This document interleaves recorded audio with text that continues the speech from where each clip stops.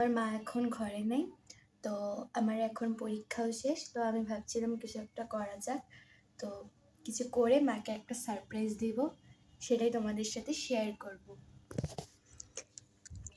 আমি এখন চলে যাবো রান্নাঘরে।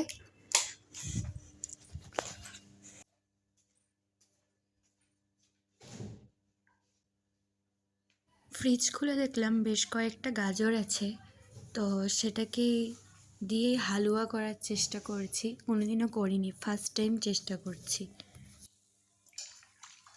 গাজরগুলোকে ভালো করে ধুয়ে কুচিয়ে নিয়ে কড়াইতে অল্প ঘি দিয়ে ভেজে নিলাম ভালো করে।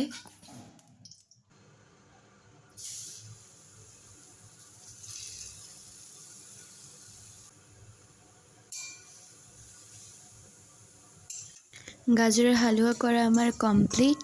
আমার ভিডিও যদি তোমাদের ভালো থাকে লাইক কমেন্ট শেয়ার অবশ্যই করবে, আর চ্যানেলটাকে সাবস্ক্রাইব করে দেবে।